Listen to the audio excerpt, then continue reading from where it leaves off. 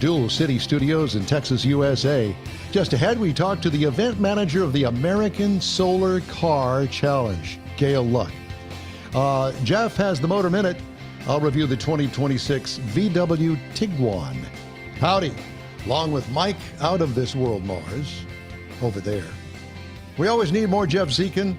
I'm Don Armstrong. Glad you could join us on this Saturday for our live broadcast. If you're listening on a podcast, thank you very much. We appreciate that.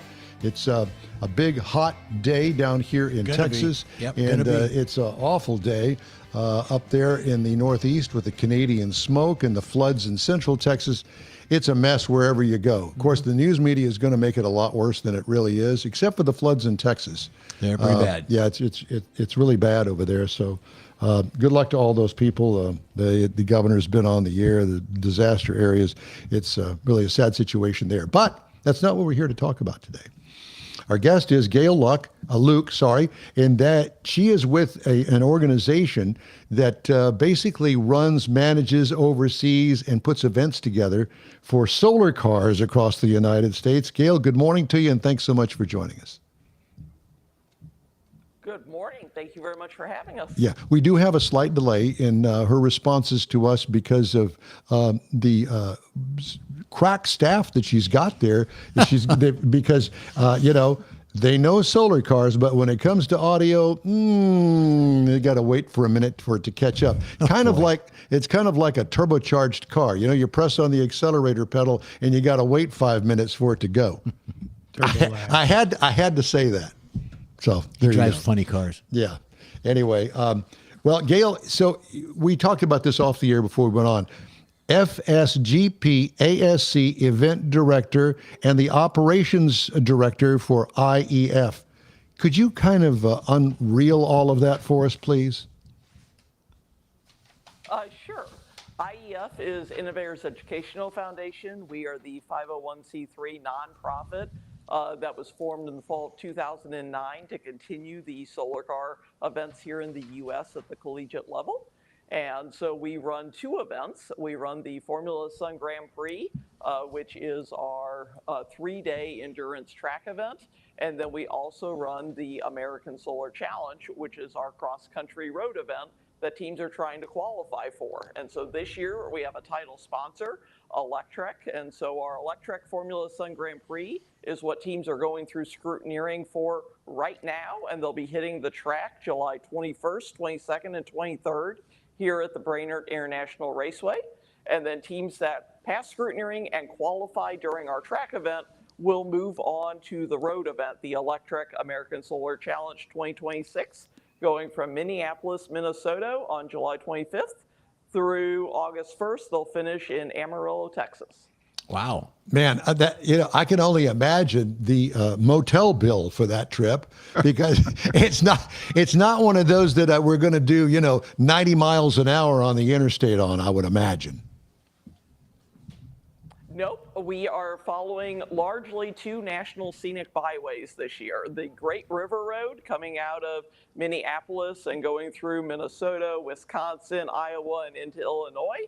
And then we'll be cutting across over to the Bloomington, Normal, Illinois area and following Route 66 in honor of the centennial this year out to Amarillo, Texas. That's Amarillo by morning. Yeah. Well, solar panel, you couldn't go at night. No, it would be difficult. I would imagine. By morning.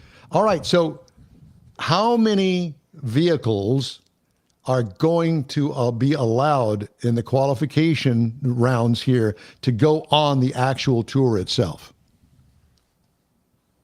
Yep. Well, all of them that pass scrutineering and qualify, and we won't know that until after they get through the qualifier on July 23rd. But what I can say is we've had 39 universities and colleges from across the U.S., Canada, and even 2 European teams come over this year. And so we've got 39 teams with their solar cars here at Brainerd International Raceway, which is a new, exciting record for us. The most we've had show up at scrutineering before was 34, and so we've got 39 teams this year. Very exciting field, and we'll see how many of them get through the process and get on the road. It's a NASCAR field that you've got going. I absolutely love it. All right, so the first question is, Let's talk about the cars themselves. What are the basic overall, what are the parameters that they have to build these cars to? Well, there's actually lots of parameters. If you go out to our website, you'll see the regulations document for this event is 90 plus pages long. So we obviously don't have time to go through all the regulations, but there's things with the mechanical systems, the electrical systems, how much solar array they're allowed. They do carry batteries on board, and so the batteries are controlled as well in terms of how much they're allowed, the overall size of the car. There's a lot of safety regulations, of course, as well, considering these cars are going out on the track with each other as well as out on the public roadways. And so tons of regulations that we could talk about. It really breaks down into two vehicle classes. So we have single occupant vehicles and multi-occupant vehicles, what we call SOV and MOV. And so for those vehicles that are single occupant vehicles, as you might imagine, there's only one driver in the vehicle. And so very aerodynamic shapes, trying to get as efficient as possible. For the MOV class, the multi-occupant vehicles, a lot of those vehicles are set up with a passenger seat. We do have one entry here that is set up with 3 passenger seats. So more typical of your normal car with 4 seats in a total. And so they are a little bit different. They're getting judged on a practicality, features, and kind of a scoring formula that they're trying to optimize around. So we let them pick their battery pack size, pick which practicality features they want to put in their car, knowing that hauling passengers and putting in some of these features is going to take up additional energy.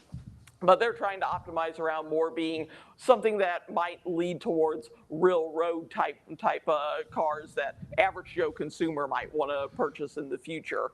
And so those are largely the 2 vehicle classes. For those that want to know all the technical regulations, feel free to go to our website. They're all out there, but like I said, it's 90 plus pages. All right, so let me ask you, the first thing that comes to my mind when I think of a solar car, now I go back a long way, the great big huge flat panels that collect the rays of the sun, turn it into electricity, and then put it to a battery, runs the motors, all of that sort of stuff. Yeah, they're laying down in it. Yeah, pretty much laying down in it. Is it still that way? Because I see solar arrays now on cars that actually make the shape of the car, the whole 9 yards. It's kind of evolved over the years. Oh, yes. Technology has definitely involved. These type of events have been going on here in the U.S. since 1990, and so it's been great to see the evolution of the technology. Yes, many of these teams are curving the solar arrays to the aerodynamic shape of their car. We've also seen huge improvements in the battery technology. I actually started this back in the day as a student at one of these universities. And back in the day, we ran with lead acid batteries. We had 320 pounds of lead acid batteries in the car. And nowadays, most teams have transitioned to some sort of lithium-ion, lithium polymer technology, and it's only a fraction of that weight. So yes, it's amazing to see how the technology has advanced. All right, now what she just said is on page 43 of the rule book. But paragraph 4. Yeah, exactly. Paragraph 4. So Gail, I have to ask you, what exactly is it a race, a timed race? What are the parameters when it comes to going from point A to point B? Who wins? Yeah, how do you know you win? Sure. So for the single occupant class, it's pretty simple. It's the most miles covered. So we're a mileage-based event. There is a base route from Minneapolis, Minnesota to Amarillo, Texas, with various stage and checkpoints along the way. And at those locations, for teams that have extra energy, in their batteries, it's good weather, they're getting extra power from their solar array, we have optional challenge loops that they can run. And so the overall winner for the single occupant class will be the team that completes the most mileage over the 8 days of the event in the defined driving hours. For the multi-occupant vehicle class, it's a more complicated thing. There's a scoring formula that those that are interested can look at in the regulations. but it takes into account things like how many passengers are you taking, how many miles. They're also allowed to externally charge their battery pack for essentially an energy penalty. Think more like normal EVs, where you would go so far and then plug in if you need a little bit of extra boost. And then they also have this practicality scoring factor. So one of the things that we will be doing in Minneapolis on the display day is those vehicles will be going through practicality judging. We have a few judges coming in from various companies and sponsors that will be looking at the cars and doing some evaluation of, do you have cup holders? Can you haul luggage in your vehicle? How comfortable is your driver's seats? Those types of things to factor in a practicality score as well that the teams are trying to optimize around. So So the winner will be whoever has the best score of that formula. Go ahead, Mike. So you got 39 entries basically that are going to go through this qualification inspection process. Assuming all 39 of them make it and they're all going, is this going to be like one really long parade? They're going to go out one right behind the other one? So they start out getting released in 1 minute intervals from each other. Each solar car is escorted by two vehicles that we call lead and chase. Those are normal production vehicles, usually SUVs, 15-passenger vans of that nature, vehicle, with yeah. amber flashing lights and signage to alert people of what's Wide going load. on. But even though they start out in 1 minute intervals, they quickly end up getting spread out as each team is trying to target the speed that their car runs most efficiently at and the speed that they think that they can run and not run out of battery by the time that they get to Amarillo. And so each team will be doing that. They'll obviously be following the rules of the road, so they have to adhere to speed limits and stop signs and traffic lights and train crossings and everything that we do in our day-to-day driving as well. But it won't really be a parade. You might see one or two cars grouped up together, but they kind of get themselves spread out. And during the event, we will have live tracking on our website, so you can follow the dots along as they are making their way down the Great River Road. God, I'm hoping they got an in-car 66. camera or two. My question is, so the single occupancy vehicle, could that be a motorcycle? Could it be a motorcycle? Sorry, I didn't catch that. There was Oh, you got some drag background racing noise here going at on the behind track. you there. Yeah. Could the SOVs Yes, be a yes, we motorcycle? do. So the question is, can it be a motorcycle? Does it have to be a 3 or 4 wheeled vehicle? All the vehicles in our event are 3 or 4 wheel vehicles. There are no motorcycles. All right. Could be a Okay. tricycle. Yeah, there goes your shot at it, Mike. Yeah. I can't ride your bike.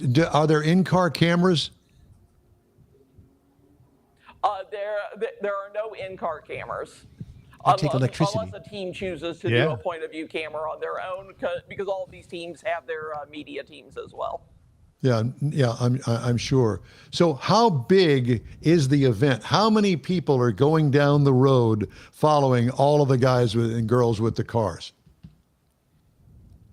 Yep. Well, we won't have the final head count till we know who all qualifies, but I can say that we've had over 700 team members check in here at the Brainerd International Raceway. It's a And, party! We've got some teams because students have co-ops and internships and summer jobs. Some of them are swapping out people in Minneapolis. So our overall roster right now is at almost 900 team members participating. And then, of course, the actual people being impacted by the event is much larger than that, because many of these teams send, their top 15 to 20 people to the track to compete. But back home, they may have 50, 60. One team even reported 200 team members working on the project And- back at their university throughout the year. And all the municipalities you go through too. All of those people. Yeah, on I'm the sure. side I'm of sure the that road. you've worked ahead and got all the municipalities on board this huge event. Okay, I have to ask you another question. I know that in the news here, especially in the past week, there are a lot of wildfires going on in Canada, and much of that smoke is coming right down to parts of where you are going to go. How do the teams handle that? Because obviously it blocks the sunlight in some cases a lot. Looks like nighttime up there. Yep. It was super hazy when we got up here to Minnesota a few days ago. Luckily, most of it is blown off now. to where we can once again see the sky and see clouds and sun and that type of thing. But really, whether it's haze or rain or any other weather condition that would impact the amount of solar power the teams are getting, that's all part of the challenge of going on the road. And that's what the strategy teams within the teams are monitoring. What's the weather forecast? How much energy do we think we're going to be getting, so we can determine what speed can we travel, how many passengers can we haul, and still make it to Amarillo. Obviously, if it's rainy or super hazy and the sun's blocked, the teams will probably be going a little slower. To give you some perspective, when I got started with this, my first year, it rained every day of the event. And so we ended up, I think, averaging for the event like 26 miles per hour. But obviously I was with lead acid batteries. Teams are more efficient these days. But yes, the event continues. They just go a bit slower. I want to be you. I want to be involved in this. No, the best way to get in is to be a meteorologist. I mean, get in there. Do you have a meteorologist? We do not have a meteorologist, but we do have a great data partnership with Solcast, who actually sponsors by providing all teams weather data and that type of thing for free during the event, as well as historical data so they can set up their models accordingly. Gail, we're all jealous and envious. You would have a great job. You're a great spokesperson, very knowledgeable. And listen, we can't thank you enough for being with us today. I know it takes a lot to do what you're doing up there, and we're going to be following you. And so keep in touch with us and let us know. We'd love to do a follow-up interview with you in the weeks ahead. Thank those audio guys for us. Yeah. Thank those audio guys. We'll All right, Gail. Thanks Thank again. you. We appreciate you. Gail Luke, the event director up there with the Solar Car Challenge. Great time to be had by all, no doubt about it. Yep. All right, just ahead, Jeff's Motor Minute and a review of the redesigned VW Tiguan when the In-Wheel Time Car Talk Show continues after this 90-second break. Stay with us. The Tex-Mex dining experience is defined by Lupi Tortilla, your destination for Texas's best beef fajitas and frozen margaritas. Since 1983, Lupi Tortilla has served authentic and time-tested recipes made with the freshest ingredients. Atmosphere is part of the award-winning experience at Lupi Tortilla, all developed in a little house near Highway 6 and I-10 in Houston. Visit any of the Lupi Tortillas and you'll see the same attention to detail in each and every location. Start your Lupi experience with queso flamiado and guacamole, along with a classic frozen margarita. Dine on famous Lupi beef and chicken fajitas or pepper shrimp brochette, or a fish or vegetarian entree, and finish with a scrumptious flan for dessert. Find Lupi Tortilla in Houston, College Station, Beaumont, Austin, San Antonio, and Dallas-Fort Worth. There's a Texas location near you. The recipes are authentic and time-tested. The ingredients always fresh. Lupi Tortilla. Eats pretty good. Apple or Android, In-Wheel Time podcasts can be found everywhere, on the stream and through downloads. Whether you're on the road or at home and searching for a fun car talk show, give In-Wheel Time a try. Honest new car reviews, fun, informative interviews with real car people, weekly automotive news, features like Jeff's Car Culture, Mike's Driving Destinations, all on In-Wheel Time. Check us out on SiriusXM Podcasts, iHeartRadio, or while you're shopping on Amazon through Amazon Music. InWheelTime.com has a list, so check us out. Join us for the live version of the In-Wheel Time Car Talk Show every Saturday at a regular time, 10 to noon Central Time on InWheelTime.com, YouTube, and Facebook. Or grab a 30-minute podcast of our show from your favorite podcast store. It's free, and it is absolutely wonderful.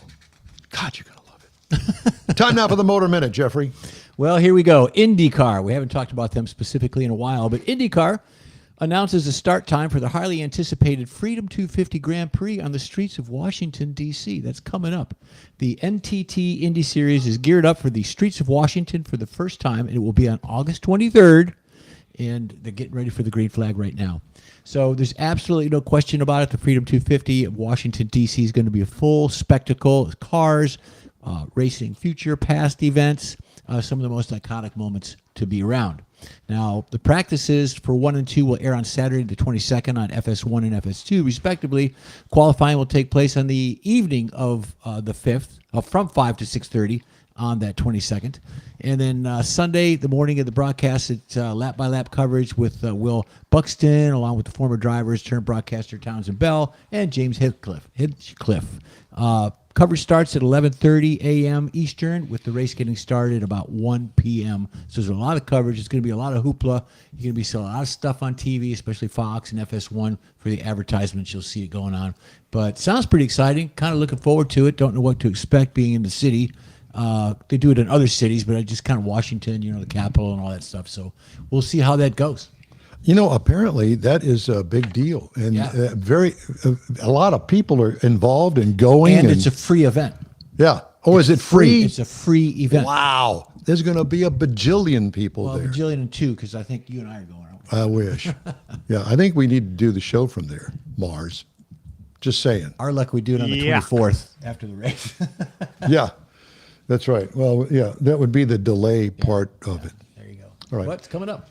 Time now for this hour's car review. I had the opportunity to drive the 2026 VW Tiguan. Now, I have some experience through a friend of mine with a Tiguan, and I was not impressed. However, let me say this. It's been completely redesigned for this 26 model year. Actually, it was all new in 25, but you know how they do model years these days. You can't ever keep it straight. Anyway, so it comes up in these trim levels: the S, the SE, the SE R-Line Black, and the SEL R-Line Turbo. What did I have? The SEL R-Line Turbo all-wheel drive. This is considered a small SUV. I don't know where they come up. Well, I do know where they come up with the size ranking, but this is not small. This is what I would call a midsize, but that's just me. It fits between the Taos and the Atlas versions of their SUV from Volkswagen. Exterior changes from last model year, as I mentioned, complete redesign for the 2025 model year. Updated front fascia, has larger horizontal lines and a bigger grille opening up there. They've brought it up to date. Thank you. Flattened wheel well openings are attractive and hide the plastic surrounds of those wheel well openings. Rear hatch holds fender-to-fender lighting.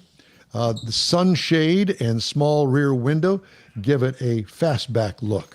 What I liked, the overall design is modern but conservative.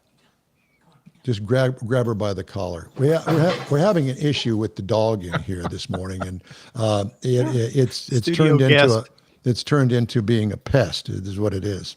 Overall design, as I mentioned, modern and conservative. What could use improvement? Not a fan of non-functioning roof rails. And why manufacturers feel that they have to put them up there, I don't know. If it's a look thing, great. Then make it an option. Do you want roof rails? You don't want roof rails. If it comes with roof rails and I don't like them, then take them off. And charge back to the company because I don't want them. That's just me. Just saying. Interior highlights. Top of the line SEL R Turbo offers quilted and perforated seating surfaces. And boy, does it look good. There you get a picture of it right there. Huge screen in the middle, easy to view and use. The new design offers more second row legroom because it no longer has a third row. So keep that in mind. They squeezed in a third row, and I think that they figured out, just not selling that many because there's just not enough room in this small SUV for a third row. So they dropped it. And now it offers a lot more room in the back. What I liked about it, high marks for the design and execution and materials. What could use improvement? Nothing on that interior. It's hot. Hot meaning good looking. Engine is a 2-liter turbocharged 4-cylinder engine, and this is the optional upgraded engine with 268 horsepower. Now, it's got a lot of horsepower and 258 pound-feet of torque, and it runs through an automatic 8-speed transmission. Tow rating, 1,800 pounds, so a small trailer. Miles per gallon, 22 in the city is what it's rated, 29 on the highway for a combined of 25. I got 28.7 miles per gallon over 451 miles. Not bad. What I liked about it, plenty of power once that turbo spools up, and there's the key. What could use improvement? The transmission is slow to downshift and has significant turbo lag.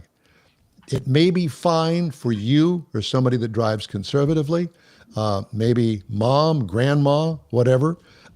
In a big city, it doesn't work because if you're trying to get across a very busy intersection with stop signs, you need to have that car's power ready to go right then and there. And it's not quite there yet. Ride and handling. What I liked, comfortable ride quality. What could use improvement? Well, nothing really. It's a good middle of the road drive at a comfort level. Here's the pricing. Base trim price, $43,085. Prices tested, $45,015. Now, I will tell you this. As far as price is concerned, compared to other vehicles, I think that there's a lot to offer here. Competitors to this vehicle in base, size, and price. The Mazda CX-50 for $29,900.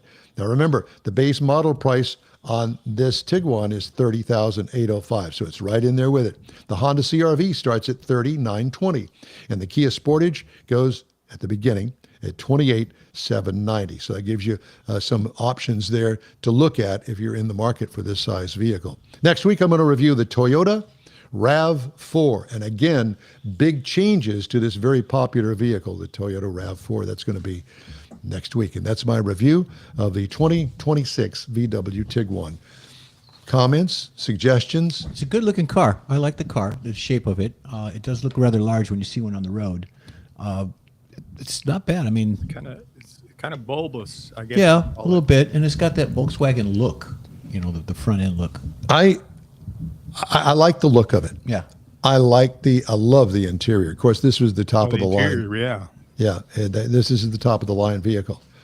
But that transmission, engine, and turbo lag doesn't do it for me. And I was expecting more because this friend of mine has one very similar to it. It's not the upside engine that this person has. It is the lower entry level engine, but they act the same because they've got the same turbocharged system, and the transmission doesn't know what to do. If you are, let's just say, for instance, you're coming up to a stop sign and the vehicle is in third gear, so it downshifts to second and it's supposed to downshift to first. Well, okay, the light turned green. Stab the accelerator pedal. Don't floor it. Just, you got to go through the intersection. Jump on it. It doesn't know what to do, and it has to think about it, and sometimes up to a 3-second delay before you get going. And to me, that just doesn't work, but that's me. Yeah, we've talked about that before, about the smaller these motors get, the harder they seem to have to be able to match up that transmission. But not smaller, maybe less power that these motors have. They seem to have harder time syncing up with the transmission. But I will say this. There are others in this class that have the same kind of setup, but they don't have the lag that this one does. So if the lag doesn't bother you, go for it. But if the lag bothers you, continue shopping is my recommendation. All right. Hey, if you'd like to get in touch with us, send us an email. The address here is info@inwheeltime.com. We're back after this quick break. Stay with us. Your car is a direct reflection of you, so don't be satisfied with color fade or a dingy, dull appearance. Get rid of those terrible automated car wash scratches. Gulf Coast Auto Shield is your save the paint company. John Gray and his team of detailing experts can help your cars finish without a full repaint. Searching for real experts in window tint or windshield protection? Gulf Coast Auto Shield. Dash cams, radar detectors, Gulf Coast Auto Shield. Got a new car? Get it protected as soon as you take delivery. If you don't know which of the multitude of protection products to go with, John Gray will give you an honest opinion and won't sell you something you don't need. John will help you understand the many options and pricing right on the spot. He's your guy to have your ride looking its best and protected too. See this state-of-the-art shop yourself. Free tours anytime. Gulf Coast Auto Shield is easy to get to, located just south of the Southwest Freeway on the Sam Houston Parkway. Gulf Coast Auto Shield, full-service luxury car care today and online at gcautoshield.com. Gift giving should be meaningful, and we have an idea. a hand-painted custom illustration of your car from one of the nation's leading artists. Now you can get one or a car show poster customized for you, a friend, or a loved one. Bill's sites will be happy to guide you through the process. No matter what the day, birthday, anniversary, or any day, an Autographics custom illustration adds an extra touch of class to any home. Call Bill today, 832-922-0963. That's 832-922-0963.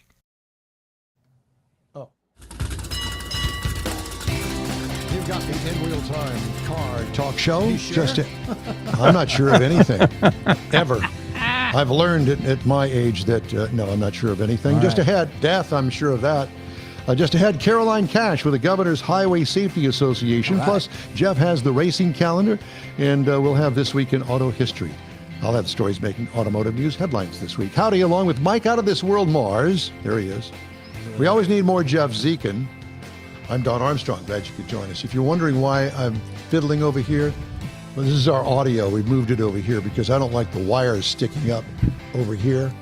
And do they go? unfortunately, I Where ordered they- some new equipment. Where are that they sticking up? How do those wires go? they were sticking up over there. okay. Oh, I can see where they wiggling like that would be irritating.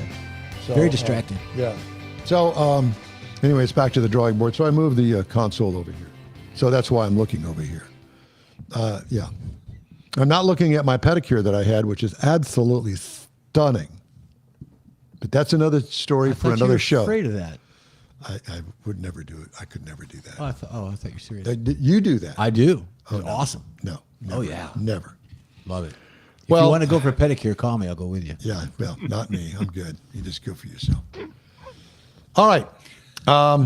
We have our guest now, and her name is Caroline Cash, and she is with the Governor's Highway Safety Association. Caroline, good morning to you. How are you?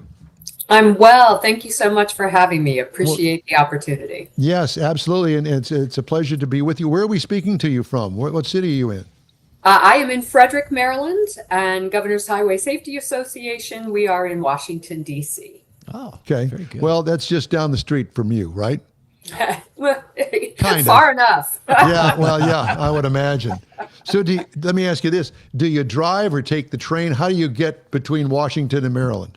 I actually take the train. My Yeah. home is, just a couple hundred yards from the station, and I've lived here 20 years and been Wow. woken up by the train every morning. And Well, I have to now tell you I'm- that I made one trip up there, and it was so expensive to fly into Reagan International from Houston that they said, we could save $500 if you could go to Maryland and take the train. I said, I don't care. What do I know? So got off the airplane, went over to the train station, got the train, and had a very enjoyable, quick ride, I might add, Yeah, to D.C. lovely. So why not, you know? And I'm sure that you've got your limo waiting for you when you get to Washington. My limo are my right and left feet, and they walk me right to the office. So See, thank you and very much. I bet you she gets pedicures. I'll bet you she does. Well, we're not going to go there You this are morning. right. There you You go. are right, and I'm with you Call on me. that. Yeah, absolutely. We'll go. We'll meet halfway. So, Caroline, first of all, let's talk about what your organization does, first of all. Sure. So Governor's Highway Safety Association, we represent the state highway safety offices and territories. We try and influence national policy to be as safe as possible. And we provide information to those state highway safety offices on best practices. So it's not just about cars, it's about intersections and people crossing intersections, safety Right. overall. But Yes, the big thing right now that I have, because we're obviously a car show, is Right. the way that cars are designed, and especially the front ends of cars. So if there is an unfortunate pedestrian accident, that person is going to have a higher chance of survival if they're hit by a car. That is correct. We just released on Tuesday the latest pedestrian safety information. And without question, the majority of the crashes that are fatalities are caused by the light truck, which includes SUVs. And you're right, the design, just the hood is higher. And so when you are actually hitting the pedestrian, you're hitting them in a part of the body where they're not as likely to be able to survive that crash as they would be on a car hood that's lower, and they might be able to roll up. So What was you it- going to say, Mike? Well, I was going to say, because I'm thinking about my truck. You know, it's like the front is like a big wall. It would be like hitting somebody or them hitting a wall at whatever speed I'm Correct. going, I suppose. Never thought of that. Yeah. Yes, absolutely. Well, Absolutely. and the fact that, I mean, let's face it, trucks are made for a certain purpose. And down here in Texas, we don't necessarily buy trucks for that purpose. We buy them because apparently everybody We like 'em. like the look of the truck. And I will say there's some advantages to owning a truck, but for the most part, you'll rarely see, unless it's a worker's truck, rarely find anything in the back bed of the truck. It's more because of the size of it. It's almost like in some cases, many cases now, it's almost like a limousine inside. Who wouldn't want to ride in that? Yeah. You know? Sure. I'm sorry. My question would be that you're the governors. You're working with the governors in each state. How closely do you work with the manufacturers? By what you just said, with the design and all that. So that's part of it as well. Yes. So we do work with the car companies, the manufacturers. We have relationships with them, and each of them has a safety entity, right? They're doing research. They're looking at crash testing.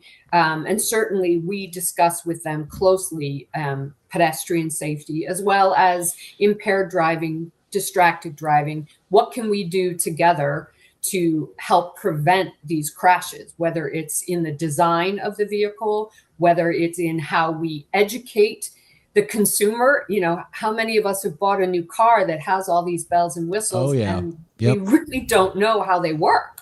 Right. So getting that information out, you know, we recently worked with a car company that put hang tags in each of their new vehicles with a QR code and a website where they could learn how that vehicle actually operates, how those safety features work. I know. Brilliant. So, you know, there are a lot of things that we do together and we partner with them. Clearly, we have a lot of work to do, but we are thankful that they are listening and partnering with us. I think that's an evolution, because what you just said about the QR code and the hang tag, that was called your owner's manual in the past. You would read it. Now you get someone in there that is technical about that automobile, which I bought my car, and the young man sat next to me and he said, this is what it does. And he went through the whole gamut of what the car does. It still has things on there that I'm discovering, with backup sensors and rain sensors and things. If the car is dry and you're backing out of the garage and it's wet, the car will automatically stop you because the camera and the sensors are getting hit by water. Yeah. So it does stuff like that. That's a feature that I like. But there's other things that are kind of irritating as well. So just out of curiosity, so you mentioned distracted driving. So everybody's got a terminal, basically a computer terminal now in the middle of their car. Some of them are pretty good. You can push a button, you can go to your radio, you can do this, but there's some of them you've got to go 3 or 4 screens deep to get your air conditioner turned down or your radio channels. And you're doing 75 miles an hour down the freeway, punching and working on your computer. Is that something that y'all look at or get? Oh, absolutely. Yeah. The research, you know, looking at those types of behaviors, and that's all part of distracted driving. Yes, very much. No question. If your eyes are not up and on the road in front of you and around you, you are being distracted. One of the things that they are introducing, and it's getting better, is the voice activation, so that you're able to hit a button and speak what you'd like the car to be able to do, and the car should be able to turn on the air conditioner, but not all the cars have that. So certainly, you know, we also work with the app stores. And, you know, imagine Google. Most people either have a Google-oriented phone or an Apple phone, right?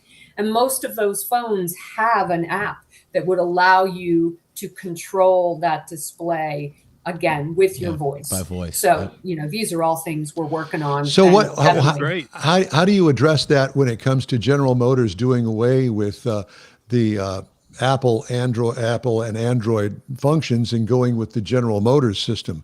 How do you juggle that? Because you still got to work with the company, but now they've done away with being able to get your phone into the car like most others. Well, and at that point, you are working with the actual manufacturer to ensure that they are having their own voice activation, or they are considering how best to design that screen with safety in mind, so that you're not having to go through 3, 4, 5 screens to get to the air conditioner when you're traveling down a highway. I mean, It sounds to me like you'll need that pedicure to tiptoe through all of the bet. things. I agree. All of the things that you have to deal with. Am I wrong? Well, but you know what? I will tell you, there is a great deal of focus and partnership with these organizations, and the focus on safety. They are the transparency and the partnerships that have come about in the past, I would say, 5 to 10 years is so beyond what might have been anticipated back in the day. There is much more sharing of technology, sharing of the design structure, so that we're not having to deal with each one of these manufacturers individually. There are organizations that we work with that represent several. But the focus, we have found the partnership to be much more positive and much more inclusive of safety messaging and safety work. Okay, now, so here's the one that I have become much more familiar with here in the recent months, autonomous driving. And that has got to be a whole nother division that has about 10,000 people in it, because this is a whole new can of worms. And now the discussion has gotten amongst the manufacturers, do we actually need a steering wheel in the car? And I'm sure that you've read this as well. So how are you guys handling this when you've got a car that is not being driven by a human being? It's called a train. Well, I will tell you, there are not 10,000 of us. There are far fewer of us, but we also partner very closely with those folks and those manufacturers. We have partnered with Waymo, for example, and certainly they're, it's easy. We tend to, throw the baby out with the bathwater sometimes. And so when we see a story that covers a mistake, or, frequently they've in the press, the software issues. Growing pains. Yeah, they are. That's exactly what they are. They are growing pains, and they take them incredibly seriously. We have never had to say to any of these manufacturers of automated vehicles, what are you doing? They're the first ones that say, stop. We need to investigate this. We need to understand what that was about, and we need to make a safety upgrade, a safety change. And so we welcome their focus on safety. It's not perfect yet, right? But the expectation is that the machine will be perfect when we know the human driver is killing over 100 people a day. Yeah. So when you look at the data, there's a study that's going to be released early next week, where an individual agency, apart from Waymo, is going to talk about how accurate that Waymo data is and how they are being transparent. And the bottom line is, the Waymo automated vehicle, when it comes to crashes, is far safer than a human driver. We don't hear about that as much as we hear about the times when there are some growing pains, or needs for additional work. The other thing is, we work with Waymo. There's recently been some press about working with law enforcement and first responders. And so we created an online course for first responders so that they understand how to approach a Waymo, how to work with the Waymo, how to get an operator online to help them if there's a Waymo that they need to move or that there's been a crash. So those are all things that we're working towards. We want to increase the availability of that training and make sure that first responders have everything they need, as well as Waymo taking seriously what happens if a Waymo approaches an emergency situation. On window stickers of new cars now, there is a crash rating. Do you guys have any influence on that crash rating at all? No. You don't participate in any of that? No, we don't participate. That is done independently. The Insurance Institute of Highway Safety does the science and research, and then we will promote their findings. We certainly work closely with them in terms of letting our constituents, letting our state highway safety offices know if there are recalls, if there are issues related to a particular car. But they put that information out independently of anyone else having anything to do with that. So, Caroline, the first thing that we learn as children growing up is how to cross an intersection. Do you guys provide information to schools and institutions across the United States this is how we should be teaching the children to cross? Yes, we do. We work very closely with different partners. State Farm, certainly one of them. We have a website that was introduced last year, and it's called Generation Distraction Free. And the whole point of that is to raise the next generation to understand, going back to what we all understood growing up. We didn't have phones. We didn't have all those electronics to distract us. But we had great bicycles. We did. Just but saying. we didn't, Yes, we we did. weren't distracted. And so we need right. to make sure that people understand they have accountability for their safety. Look up, eyes up. The number of people I see crossing the street distracted by their phone. Sure, they're on their phone. Yeah. With the driver being distracted by their phone or their console or Or whatever the conversation going on in the back seat. Yeah, we have to go back to basics, right? And remind everybody, you are responsible for your own safety. So make sure you take that seriously. Make sure you're looking both ways. I mean, people just, step out on the curb and without looking. And so we need everybody to go back to those basics. Right. So obviously you work with the students as well for bus Sure. safety and things. Great. Yes. Yep. One of my wife's pet peeves is that she doesn't think anybody knows which side of the street to walk on. When you're walking, no sidewalk, so you're walking on the edge of the road. She's constantly pointing out how people are walking on the wrong side of the road. So simple things like that apparently we're not teaching, like you're talking about. Well, and I think, the truth is we've become a culture that it's sort of the instant gratification, or, I'm independent, I'll do my thing. Yeah. And so people don't necessarily pay attention to those basics. And that is definitely something that we are constantly promoting, basic safety measures, whether you're in the car, driving the car, whether you're crossing the road, whether you're pushing a stroller, you're in a wheelchair. Everybody has to practice those basic safety measures so that we can reduce the number of people we are killing on our streets. Well, Caroline, that clock over your left shoulder hasn't moved since we have. Correct. Yeah, exactly. Let me tell you, I knew you'd ask. And I know that time flies when we're having this interview with you, because you've been such a wonderful guest, and we thank you for that. And I'll send you some AAAs or whatever you need back there for that clock.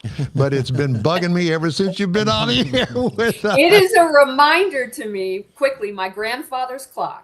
Yep. And it is a reminder to me how far we've come from when 5 o'clock used to be when everybody was having a cocktail and getting in their car. We have changed that.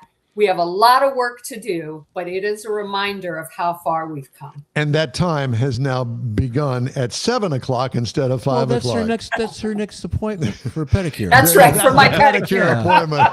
Caroline Cash, we thank you so much for joining us today. Thank you. A pleasure. Thanks, You got Caroline. it. All right. Coming up here on the In Wheel Time Car Talk Show, we are going to get into some stuff that you're really going to like the racing calendar, This Week in Auto History. We got tons of stuff coming up. Just ahead, Jeff has the racing calendar. Mars has This Week in Auto History, and I'll bring you this week's automotive news headlines. In Wheel Time Car Talk Show continues, and we're back in a flash.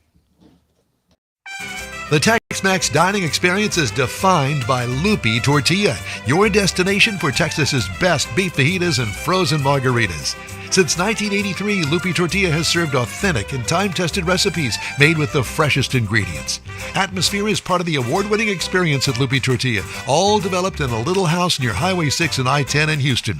Visit any of the Lupi Tortillas and you'll see the same attention to detail in each and every location. Start your Lupi experience with queso flamiado and guacamole, along with a classic frozen margarita. Dine on famous Lupi beef and chicken fajitas or pepper shrimp brochette, or a fish or vegetarian entree, and finish with a scrumptious flan for dessert. Find Lupi Tortilla in Houston, College Station, Beaumont, Austin, San Antonio, and Dallas-Fort Worth. There's a Texas location near you. The recipes are authentic and time-tested. The ingredients always fresh. Lupi Tortilla. Eats pretty good.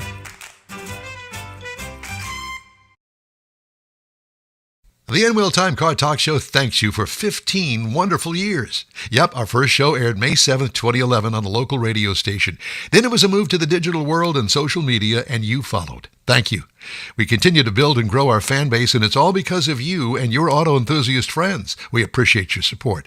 It's always great to see you at our remote broadcast, too, and we hope you'll continue to stop by and say hello. It's been a great ride, and we hope to bring you more fun and adventure right here on the In Wheel Time Car Talk Show. Sorry, Jeff's getting water, and we got our feet kicked back. Well, actually, our feet just got pedicured while we were in this break, and we're letting them dry. But it's really time now for the racing calendar, sponsored by the Texas Muscle Car Club Challenge. Jeffrey, I'm glad I could join you. I had to get some agua. Yeah, it's very important to drink water. You got to hydrate out there, much like the soccer players do. I was taking a hydration break, so leave me alone. We should have that at our work. Well, Mike takes one, but he's got brown water that he takes. Oh, that's right, the brown water. Yeah. Okay, racing calendar. There you go. Thank you for that. So we got NASCAR is going on today. They are at North Wilkesboro. Yep. You got the Cup guys, and then you got the Craftsman Truck guys. I think the Craftsman Truck guys ran last night. I wanted to see a little bit of it, but I was tied up, so didn't get a chance to do that. NHRA is running this weekend. They're 17th through the 19th, which is through tomorrow. They are actually at Sonoma Nationals, at Sonoma Raceway. That's out there in Sonoma. He was tied up. I don't even want to ask about how that was, but I just thought I'd bring it up because my mind goes there. Yes, it did. I was busy being tied up. Indy Racing is in Nashville this weekend, and they got Portland and all those good places. And then, of course, we talked about the 250 coming up in Washington. But when is the Washington race? August 22nd, I believe. But there's a big, 3-day event going on there. But Nashville for Indy this week. Formula One is in where are they at? Oh, they're in the Belgian Grand Prix. So you know what? The trophy is a giant waffle. Did you know that? So. Good luck. Belgian waffles. Belgian waffle. I like that. Okay, Mike, you're interested in this one. You've got the lawnmower racing. It's actually today. The OK Mower Racing at the WRD Motor Speedway. That's a good play on words. That's in Claremore, Oklahoma. And that's all it's going on. Why don't we have a lawnmower racing event here? Well, I told you my lawnmower story. When I get it back out of the shop, we'll see. Well, I'm tubbing it out. Don't go to that place anymore. No. I have a connection with the lawnmower place. I know a couple of guys that'll do it on the side, but it's a newer version, a newer model, and I wanted to take advantage of that. Why is the transmission out of it? It's a brand new. It's about 4 years old. It's a newer lawnmower. Man, I had a lawnmower that was 25 years old. The transmission didn't go out. Yeah, the frame would rust away before it. Yeah, transmission would that's go true. out. I had Matter of those fact, too. they're using that transmission in the lawnmower racing stuff. So. Exactly. Well, I'm having a Tremec put in it, 6-speed. Funny. So yeah, that's funny. Yeah. All right, Mr. Mars, this week in auto history, it's all yours, sir. Oh, we found a few things this week that are coming up next week in the automotive world that might be of interest to be you might want to check into a little bit further. So, for example, on July the 19th, back in 1943, the Alaska Highway received its official name. So, Canada and the United States totally built this highway across through from Dawson Creek, British Columbia, Fairbanks, and it became the Alaska Highway. Now, this is also called the Alcan 500. That's where they have that big race. It goes up through part of this. Now, it did this to prove that long-distance travel could connect some of the continent's most remote regions and helped open Alaska to future tourism and commerce. And for the longest time, people would go up there and they would make that drive, but it was a tough drive and hard on vehicles. So now people just fly over it or they cruise around it. But then in July the 19th in 1955, Disneyland's Autotopia opens. Now, this was great. I remember this back in the late 50s when I could still see you driving that car too. Yeah, it's right there in the blue and right there. And it was all sponsored by major automotive companies over the decades. It got lots of people came out, brought their kids out there. Not only was it because of Disneyland, but this was a big major thing because the kids could feel like they were driving after they drove for 10 days to get there. Now, it became very unusual, and it helped generations associate automobiles with freedom, adventure, and family travel. However, as a note, now, according to the state of California, by 1/27, no more ICE engines. So Disney's trying to figure out how they're going to handle this, if they're going to go to all EV, whatever they're going to do, but the ICE engines are going away. So but that was part of the fun, smelling the exhaust and hearing the little putt going around there. Yeah, now it's all going to be zzz. Well, that's the end of that. Yep. Then coming up on July the 21st, back in 1925, Chrysler introduced the Model 58. Now, this was a very important. I mean, it kind of looks like it's just another one of the cars that they've got going on here. But they were trying to be a serious competitor of Ford and General Motors. So their cars featured hydraulic brakes. They had a lot of other engineering innovations that were not common at the price point they were setting.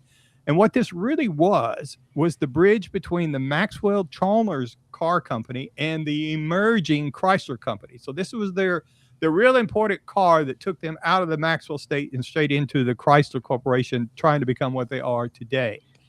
The other thing coming up, focus. Sure is. The other thing coming up, July the 22nd, is something everybody, you should remember if you've got any age on you at all, is parking meters. Now, this is the first parking meters were approved in Oklahoma City, of all places. And it was installed. That's why nobody lives there anymore. Exactly, because of the parking meters.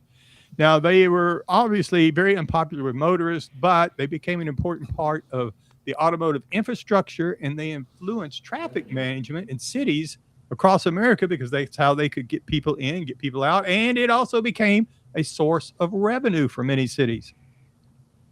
Coming up on July the 24th, we're going to find something that I found this really interesting. I had no clue that GM had a Cadillac 16-cylinder engine. Now, this is for the concept back in 2002, but they revealed this.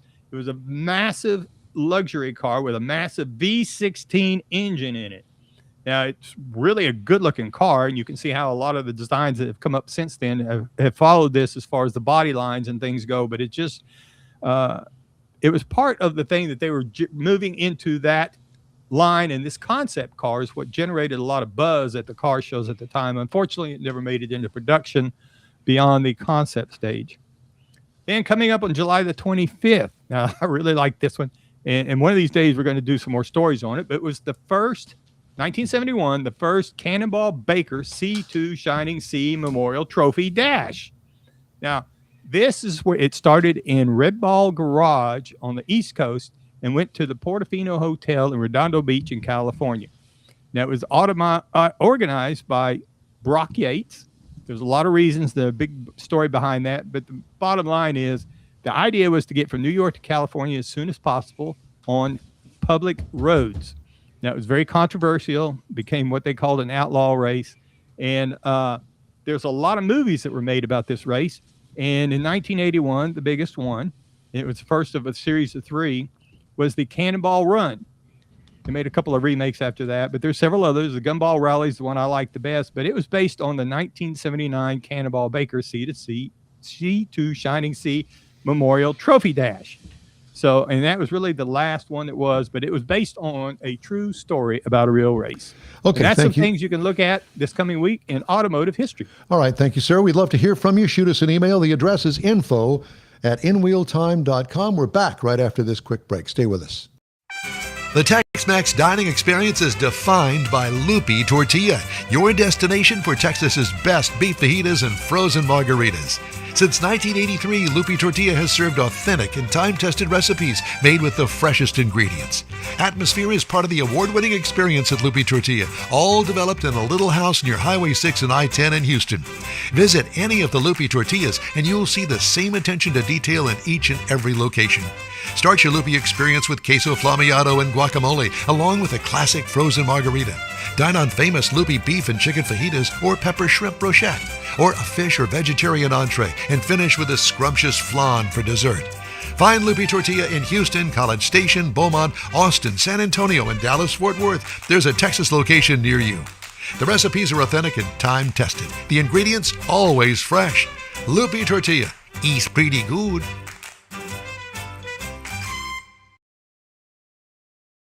The In-Wheel Time Car Talk Show thanks you for 15 wonderful years. Yep, our first show aired May 7th, 2011 on a local radio station.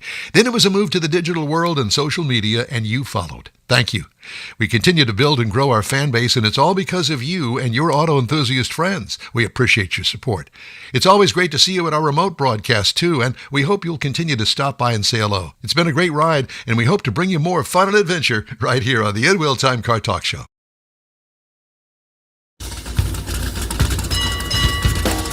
And welcome. From our Dual City studios in Texas, USA, it is the In-Wheel Time Car Talk Show. Just ahead, Jerry Emmons with the Emmons Autoplex in Webster, Texas, USA. Plus, Jeff has a police car beauty contest. Oh, yeah. And you'll never guess what state owns it. And Mr. Mars has the Houston Heat Beat in this week's Driving Destinations. Howdy, along with Mike out of this world, Mars. There he is. We always need more Jeff Dziekan. There I am. I'm not Don Armstrong. You just thought I was. Glad you could join us on this Saturday. It's hot down here in Texas. Yep. Supposed to be up close to 100 degrees this coming week. And we're just going to be hydrating. We'll be hydrating. I'm going to be sitting on the porch making some moonshine. Yeah. Really? No. And I'll be your quality control. There you go. I wouldn't even know how to begin to make moonshine. I've seen the show. You need a bathtub. And you need some of that Bucky's deer corn. Oh, yeah. See, over in here, we've kind of upgraded. We go to the liquor store and buy the bottle that says moonshine on it. That's right. There is some now, I guess. Don't deal with the middleman, Mike. Yeah, we just cut all that out. What would happen if you actually used deer corn? I don't know, but I do know people that make moonshine. There we you go. Can make it. You can't. There's rules and regulations, I'm sure, but I know a couple of guys that make it, and I don't drink it. I've tasted it. You make too much, the revenuers be after you. Revenuers. Yeah, there's that. Do we have our guest, Mike? Absolutely. Ladies and gentlemen, from Webster, Texas, there he is, Mr. GQ himself. He kind of looks like a revenuer. A revenuer. It's Jerry Evans. Look at you, bud. Hey guys, how are you? Happy Saturday, man. Let's sell some cars. Happy Saturday to you. How are things in the car business? It's actually pretty good. I mean, the last probably month has been a little slower, but from like the first and second quarter compared to last year, we're up 4%. So we wish that number was a little bit better, but we're gonna. Up is always good. Yep. It's always good. Right. Well, I have to say to you that, there are lots of used car lots across America and in Houston, Texas. But I have to say, you have probably one of the prettiest used car dealerships. Yeah, it's a nice place. Yeah, it's a nice place. First class operation all the way. Of course, I wouldn't expect anything less from you, sir. But it is a first class operation. And David Ainsley is a huge fan. I think he's bought a half a dozen cars from you. Mm-hmm. And I guess that one of the things is that once you go to the Emmons brothers, Yep. you'll never go anywhere else. Yeah. Oh, my granddaughter bought one too. I sure hope so. I don't know, but we try to make every experience the only one you want to have, from that point moving forward. Yeah, and it's a challenge every day, right? I mean, you're in the car business, right? So you don't necessarily have the industry as a whole. And there are a lot of good car dealers, and there are some bad ones. So, yep, we try to. We're trying to change the industry. Yeah. Well, retail customers are another thing, though. Well, that's true. But this is a business that your dad started. Absolutely. 1972, him and a very good friend of ours, Mike Trumbull. It's a great story. I'll have to tell you guys the next time I'm on how. Well, can you make it short and tell us? Yeah. So okay. So Mike Trumbull it was called T&E Used Cars back in the day, right? So it was Trumbull and Emmons. So Mike Trumbull and my father worked at a company called Brown and Root. So Mike Trumbull was the boss, right? The foreman. So he would clock my dad in at Brown and Root, and then my dad would go run the car lot during the week. Good story. I like it. Teamwork. I Teamwork. like it. Yeah. True story, man. It's really good. Success. So we really enjoy, and this is all we've ever done. When I was a little kid, we started washing cars, and we were making 25 cents a day and free hamburger, and then we thought we were rolling. So, Yeah. And actually, it's kind of a funny story. So, as the years went on, and my brothers and I graduated school, my dad and Mr. Trumbull, went their separate ways. They were both, still in the car business.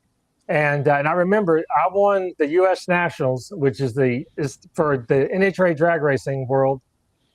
That's like the Indianapolis 500. So I won that race when I was 21 years old. I was washing cars, selling cars, light mechanic work, whatever. We still had people that would do mechanic work, but I was doing jack of all trades, everything at my dad's car line.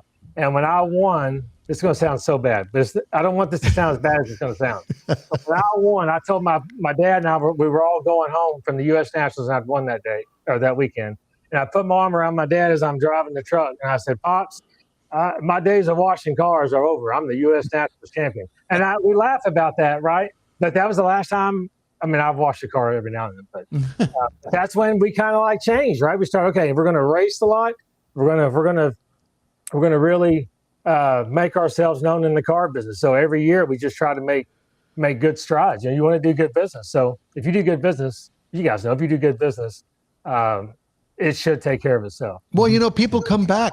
If they have a great experience, they're going to come back to you. If they don't have a great experience, they ain't coming back. And so I think tell 10 of their friends. The fact that, you guys have been in business as long as you have speaks volumes about the way that you conduct business there. And you obviously are very competitive on the used car lot across the Houston and across the United States. You can't compete unless you compete price-wise as well. Absolutely. So I was just doing a little bit of research before I went on. So our average car to market, so the average length of time a car is online before it sells is 39 days. So when it's online with photos, on the average, it takes 39 days for us to sell it. So that I hope that can kind of give you some insight on how aggressive our pricing structure is. Because it doesn't matter. Like, for example, we had a very nice young lady come in. I said young lady. She was 59 years old. It was the first time she had purchased a car since she was 18 years old. And she's going through a change of life, unfortunately. And man, I really felt for her. So she was referred to us by a friend of ours. And it felt really good to know, because I could tell the man, it gets me choked up thinking about it. I could tell the worried look she had on her face about not, are we going to push her into something? Because she didn't know who we were. Are we going to push her into something? Are we that car guy that's going to push her into something that she may not want, but as long as it fits the bill, fits her monthly payment, what she was trying to do? And we're not like that. We want to make sure that she's happy. And I told her, I said, look, I don't want you to feel like you have to purchase today. I want you to go home and think about it. But I think this is the best option for you. She drove it. She loved it. We talked about the numbers, and she ended up buying the car yesterday. So. That's awesome. Yeah. Well, I mean, it speaks volumes for you and your family. I met Jerry and the boys on the drag racing circuit back when I was doing David Powers marketing and PR, and that's where I met Dale Hultquist and, of course, Stan Holt. Oh, and so there's this circle of people that you trust, and they become your extended family. I know that I could come to you and say, Jerry, I only have this much money to spend, but I need a car that I can depend on. You're going to say, Don, spend the extra $5 and get that one as opposed to that one over there. They're both on the same lot. They're both being sold by you. They got the same, Emmons guarantee, if you will, behind it. But you tell me that I can go and buy this car and it's going to be a better buy for me. I'm going to trust you to do that. And I think that speaks volumes for you and the boys. Well, thank you so much for saying that. We're here every day unless we're off racing. but we always try to improve the experience. And the most important thing is, like, when you go home, I don't want that person to go home and when they lay in bed at night, put that on the pillow and they're thinking about, man, did I really get a good deal? Yeah, Because buyer's when you remorse. buy here, you Yeah. do get a good deal. Yeah. And you're buying quality that I feel like is unmatched. I may be a little biased, but I feel like our quality is at a top tier. I know our pricing structure is exactly what it needs to be. We're the lowest price within 300 miles. I mean, we really try to make sure that when you leave and you're having a conversation with Billy Bob or you're having a beer with someone or you're sitting down having lunch or dinner and you're talking about the purchase you just made, I want that conversation to turn into maybe a possible, hey, you know what? When I need a car, I'm gonna go check out Emma's. That's what we hope to do. Let's change gears here for just a second and talk about what's selling on the car lot these days. What's your number one seller? Right now, like the last 30, probably 45 days, anything, of course, Toyota, but anything Toyota. We sold a lot of Toyota Camrys and a lot of Toyota Tacoma pickup trucks. Now, they always sell, but for some reason, it seems like everything that keeps going through is a Toyota Tacoma. Toyota Sequoia is a very hot seller. That's interesting. Yeah. Really? That thing is huge and gets terrible gas mileage, but you're going to buy it anyway. But Yeah. they drive great. Well, they yeah. do, and they've got a great interior. Here's something we've been bantering back on the show. I don't know if you've been watching, but Don is actually considering another vehicle besides the Corvette. So he might be interested. Don't. Yeah. Do you want? Mike, shall we is go that there? Mike, is that true? He's been talking about Yeah, it? I have. Yeah. So it's a 2001 black on black Corvette, the 36,000 miles on. It's a 6-speed manual transmission. Actually, I bought the car from Greg Enders, who I'm sure that you know very well. Oh, absolutely. Yeah, and you probably have seen the car at Yeah, he one won't point touch in it your now. life. He knows where it came from. Yeah, So you're the one who bought it. You're the one that bought it out from under me. Did I really? You want it no, back? I did not. Him and I were talking. How long have you owned that car? 3 years? How many? No, I bought that car in 2017. Oh, okay. It's been a little bit longer. Okay. Yeah. 'cause So you want it back, Jerry? You want the car back? well, he was showing me a Corvette at one time. I can't remember. It's been 3 or 5 years ago. But Yeah. that you've owned that was since 17. Yeah. I think it's time for you to trade it in. That's That's what what I'm I do thinking. too, Yep. and I have to confess to you on the air in front of the millions of people that are watching right now. There's about 8. that I've actually kind of been leaning toward looking at a Cadillac 4-door sedan. great Pre-owned. choice. I think you need the V series, so that way you don't miss the performance. No, of the Jerry, two. no. Hell no. No, not only a V, but a black wing. No, I don't need it. Yes, Yeah. even better. Yeah, and I agree. know that if you don't have one on the lot, you can find Oh, me he'll one. he'll come up with. He'll make it. Absolutely. Yeah, because you do that, don't you? I mean, if somebody Yeah, comes in and absolutely. you Yeah, don't have people all something on the the lot time. that they want, yeah, you'll find it. Absolutely. How So long we'll- does it usually take you to find something like that? A week? Maybe 2 weeks max, I think, Yeah. because there's 4 brothers total, so we're spread out from buying. We buy a little bit in Florida, but mainly it's from the Texas all the way to the West Coast, right? So rust free kind of thing. But generally, it takes no more than 2 weeks to find what you're looking Okay, for. so today's the 18th, so we'll hear from you back in a couple of months. I'm got not it. ready. I'm not ready quite yet. But I every creating once a in a wish while, list right now. that left clutch knee says, you need to start looking at something else, brother. Don, don't let the old man in, right? Well, good point. But you know what? Dale Hultquist has taught me these things, and so I'm just kind of passing it along. There's I love somebody. Absolutely. You take our advice from Dale. So as far as SUV, of course, SUVs, it's the big thing. That's the big seller. Everybody wants an SUV, and I am driving currently a new 2026 Lexus IS 350 F Sport. And let me tell you something. That is one sweet ride. And I am very critical of used new cars. two-seater. Pardon me? Two-seater? It's not a 2-seater. It's a Okay. 4-seater. It's a 4-door. But boy, is that thing sweet. It just, if I could afford it, it's $60,000. If I could afford it, I'd buy it. But it's a little bit out of my price range. You only live once. I knew you'd say Easy. something. Got easy terms. Easy terms. That's right. That's it. And speaking of that, so do you guys have? Can you get me financed? we're set up with lenders that obviously people with good credit can easily can get financed here at the credit union. We're offering, we have very competitive rates, and we can do. We even are able. We just hooked up with another company that can do a little bit of subprime financing. So, but we have a good set of finance crew. We have good guys that are always in touch with the banks, and we have a good pulse on what we can do with people. And we're buying the right inventory to get those financed as well. Right. And what is the main year models of cars that you have on the lot, the ones that sell the most?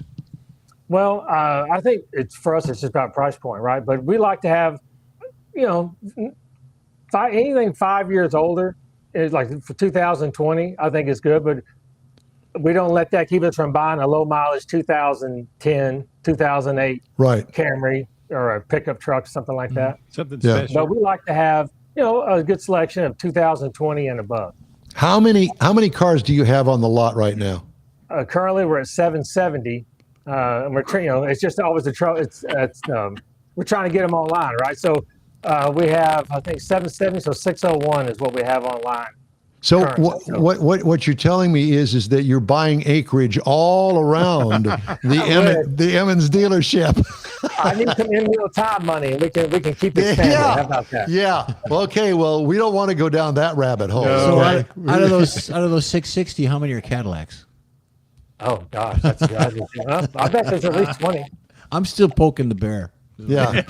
Yeah. Exactly. Because I think that my next car is probably going to be an Emmons car, and my vision is something about 5 years old or so, fairly low mileage, but not crazy low mileage, because I don't want to pay the upcharge for some car that's only got 20,000 miles, and Aunt Mary drove it for 5 years going back and forth to church. Sure. That'd be great, but I don't have to have that. I want something that's reliable, that's clean, that's been treated right, hasn't been wrecked. Speaking of wrecked, we had a long conversation with our buddy Patrick up there at Carfax, and I assume that your cars come with a Carfax. Every car comes with a Carfax. That's correct. I think that's a great thing. Yeah, it is. Absolutely. Back in the day, like when I was a kid washing cars for my dad at the car lot. So, our go-to find would be you would run to the glove box and open it, and you'd have a stack of receipts, right, where they have oil change receipts. Yep. But, in today's world, you don't see much of that. You mainly see, you have to rely on the Carfax. And it's really good to see how, the interval of the oil changes. Absolutely. It's really a nice, clean. When you guys go out and buy those cars, do they look at that? Do they know absolutely. that? Well, we're the only buyers. We don't have outside buyers. It's just my brothers and I. And we run a Carfax on every car before we purchase it. Got it. Yeah. Well, as always, it's great to talk to you, and we thank you, and we love our relationship with you guys down there. And how's the racing doing? It's really good. So we've only been to 4 races, but NHRA has been doing a thing called double events. So you run 2 events in one weekend. So we've only been to 4 races, and things are going really good. We start up very heavily the week before the U.S. Nationals. We're going to go to a Lucas Oil Divisional, and then also it's called the Sports Nationals. And that's what that is. That's a national event, but without the pros, like without the John Force, the big boys. Right. Yeah, right. So your audio has gone to hell, I have to tell you that. Yeah, we need to, but we do need to get back with you and talk drag racing, because there's a lot more stuff. I got lots of questions. Yeah, so let's schedule that. Are you going to be available in the next month? Yeah, absolutely. Yeah. All right. Well, Mike's going to get a hold of you and guide you in audio technology. It's just fading out here. Really? Okay. Probably that $high microphone you got there. Yeah. I just bought it, and I spent all night testing it. So I'm sorry. It started out good. Yeah, that's it. Don't worry, Jerry. We love you, Jerry Emmons. You take care, brother. Thank you. Okay, bye-bye. God. It's always fun to talk to them. Yeah, my drag racing friends, I'll tell you what, there's that. Hey, just ahead in Jeff's Car Culture, Police Car Beauty Contest, and Mars has Driving the Houston Heat Beat. When the In Wheel Time Car Talk Show continues after this, stay with us.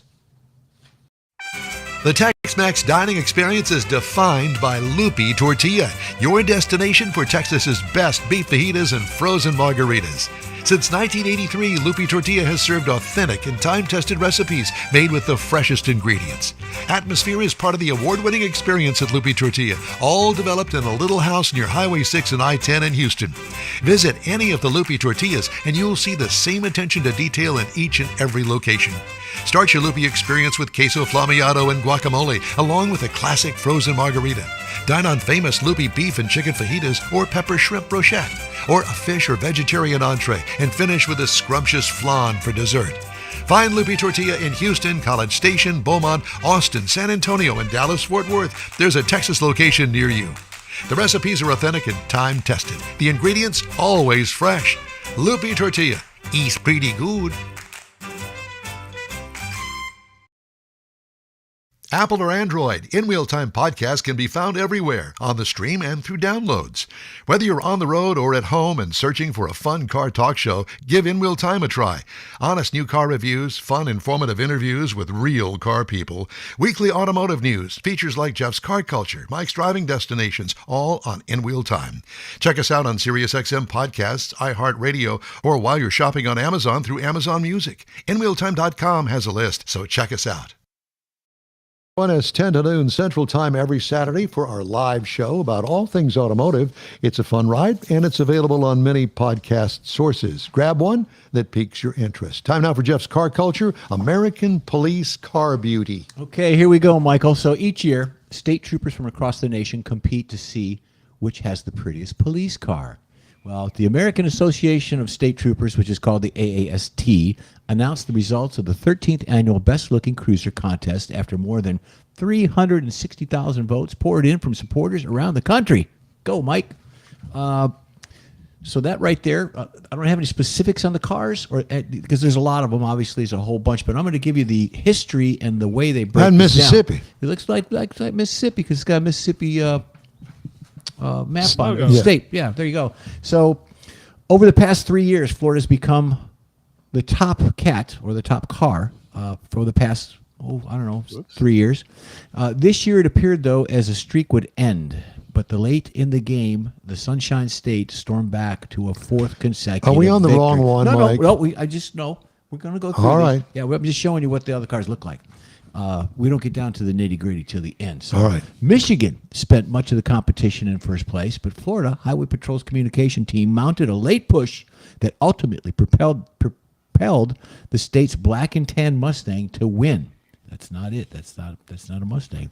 But the Troopers Association has some fun with the dramatic finish, joking that it must be hunting season in Florida because they managed to shoot down the Blue Goose, which is referring to the Michigan State Police car. It's also equipped by hanging chads or late-night ballot dumps from Florida, emphasizing the good-natured ribbing as part of the contest's friendly rivalry. Well, Florida finished with 52,249 votes, well ahead of Michigan's 37,654 once the polls were closed. Georgia secured third place with 34,000 plus, followed by Ohio, Kentucky to round out the top five. Overall, 360-plus thousand votes were cast along all participating states. Oregon received the least with just 185. So that right there, shot, is the Michigan car. That's the what they call the Blue Goose. And I think if you look on that boat, I think that's David Ainsley floating by on that boat back there. No, the sky's too clear. It's all smoky Well, up it kinda there where looks he smoky. is. And then the victory means Florida will once again receive the Best Looking Cruiser Award. There's Florida. And the winning photo will appear on the Well, cover hell, of they're the Mustangs 2027 and Camaros. Yeah, best wall that and Chargers. So the Troopers Wall Calendar, sales of the calendar support the American Association of State Troopers Foundation, which awards educational scholarships to the dependents of the troopers. Now, I've got the list right here. So Florida and Michigan is first and second. Georgia was third. Ohio was fourth. Texas came in ninth with 11,164 votes. So good. We made a top 10, which is good. But Michigan and We need to do better. Florida battle it out. Well, we need. But you know what? We need the sergeant to get out there. Woodard. It's all. Well, I know. We need Woodard to be our spokesperson. He got a new car too. He showed it to us the last time. Yeah, he as a was matter of on. fact, I saw a brand new State Trooper SUV. Whew. Nice. Oh yeah, they're nice. So maybe next year we'll get him next year. I want to know how much Gotta they do better. cost. A trooper car?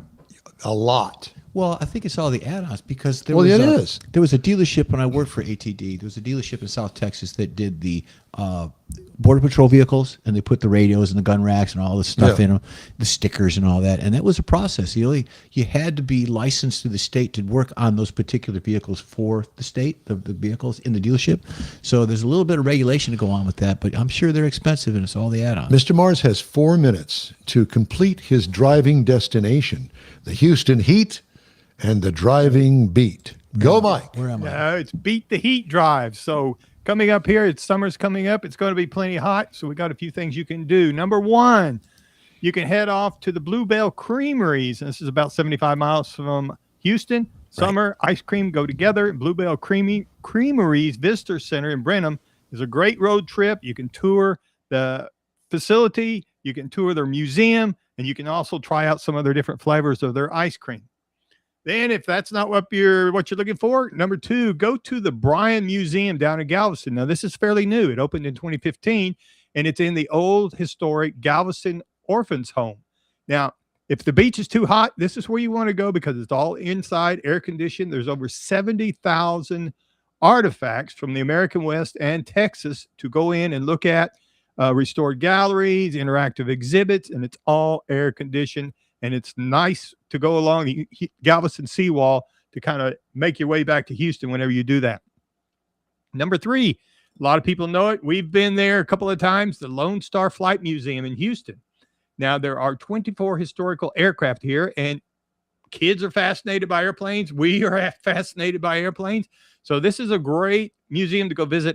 Ellington Airport used to be down in Galveston until Hurricane Ike came in and forced them to make a move. But they've got historic aircraft, they got interactive flight simulators, and they got a lot of aviation history from World War II through the space age. Now, number four, Brazos Bend State Park Nature Center. This is up in Needville. This is 4,897 acres. You don't really want to go out midday walking around, but they do have the George Observatory Visitor Center that I didn't know existed. Now, this provides a cool introduction to the wildlife and the ecosystems of Brazos Bend State Park. You get there early, get a little bit of shade, do a short walk around the alligators, and then go inside and check out all the exhibits that you got. Take a picnic, and you got a full day of a family trip there.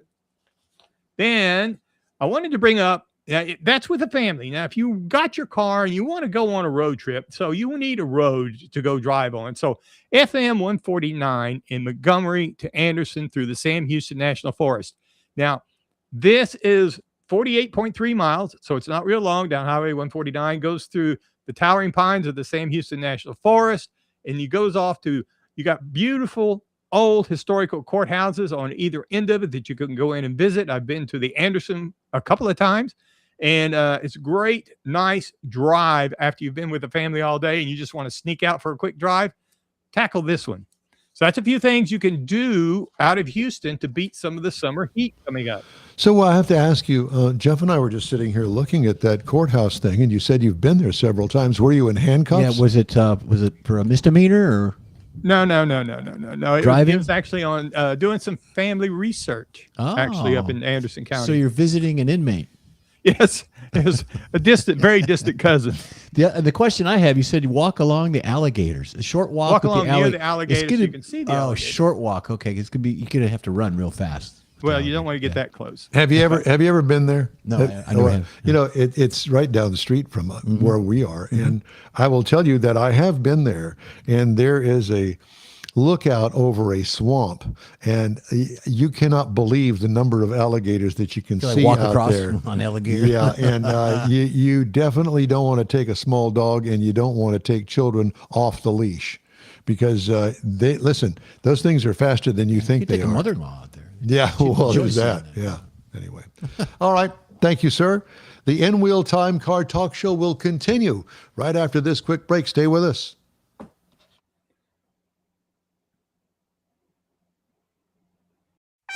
The Tex-Mex dining experience is defined by Loopy Tortilla, your destination for Texas's best beef fajitas and frozen margaritas. Since 1983, Lupi Tortilla has served authentic and time-tested recipes made with the freshest ingredients. Atmosphere is part of the award-winning experience at Lupi Tortilla, all developed in a little house near Highway 6 and I-10 in Houston. Visit any of the Lupi Tortillas and you'll see the same attention to detail in each and every location. Start your Lupi experience with queso flamiado and guacamole, along with a classic frozen margarita. Dine on famous Lupi beef and chicken fajitas or pepper shrimp brochette, or a fish or vegetarian entree, and finish with a scrumptious flan for dessert. Find Lupi Tortilla in Houston, College Station, Beaumont, Austin, San Antonio, and Dallas-Fort Worth. There's a Texas location near you. The recipes are authentic and time-tested. The ingredients always fresh. Lupi Tortilla. Eats pretty good.